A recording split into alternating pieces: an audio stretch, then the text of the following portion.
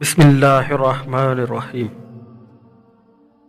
آج کا ہمارا موضوع مردے کیسے تصدیق کرتے ہیں کہ وہ مر چکے ہیں۔ آپ دیکھ رہے ہیں سچی بات۔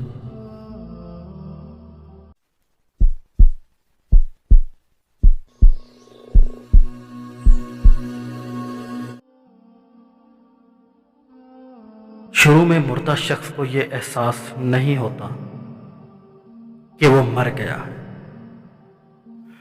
وہ خود کو موت کا خواب دیکھتا ہوا محسوس کرتا ہے۔ وہ خود کو روتا، نہاتا، کفن کو گرا لگاتا اور قبر پر اترتا ہوا دیکھتا ہے۔ وہ ہمیشہ خواب دیکھنے کا تاثر رکھتا ہے۔ جب وہ زمین میں ڈھیر ہو جاتا ہے،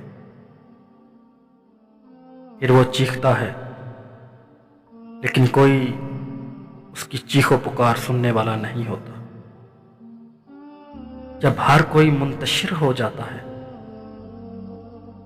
اور زمین کے اندر وہ تنہا رہ جاتا ہے، اللہ عز و جل اس وقت اس کی روح کو اس کے جسد خاکی میں بحال کرتا ہے۔ وہ آنکھیں کھولتا ہے اور اپنے برے خواب سے جاگتا ہے۔ پہلے تو وہ خوش اور شکر گزار ہوتا ہے کہ جس سے وہ گزر رہا تھا وہ محض ایک ڈراؤنا خواب تھا، اور اب وہ اپنی نیند سے بیدار ہے۔ پھر وہ اپنے جسم کو چھونے لگتا ہے جو کہ کپڑے میں لپٹا ہوا پاتا ہے۔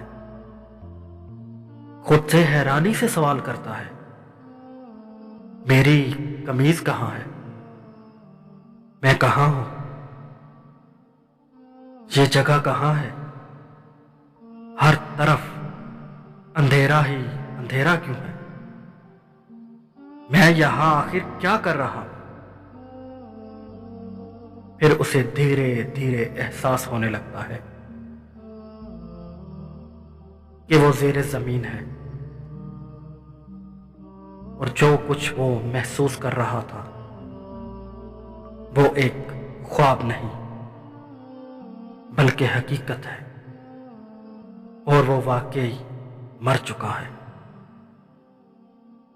وہ ہر ممکن حد تک زور سے چیختا ہے، پکارتا ہے۔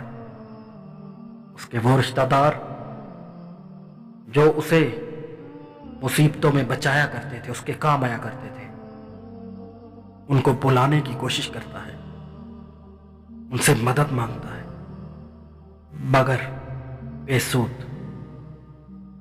اسے کوئی جواب نہیں ملتا۔ پھر یاد کرتا ہے کہ اس گھڑی میں فقط اللہ عز و جل ہی ہے جو اسے سہارا دے سکتا ہے، جو اس کی امید ہے۔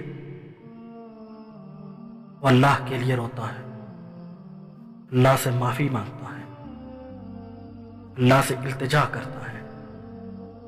وہ پکارتا ہے، یا اللہ، یا اللہ، مجھے معاف کر دے، یا اللہ مجھے معاف کر دے۔ وہ ایک ناقابل یقین خوف سے چیختا ہے جو اس نے اپنی زندگی کے دوران پہلے کبھی محسوس نہیں کیا تھا۔ اگر وہ ایک اچھا انسان ہے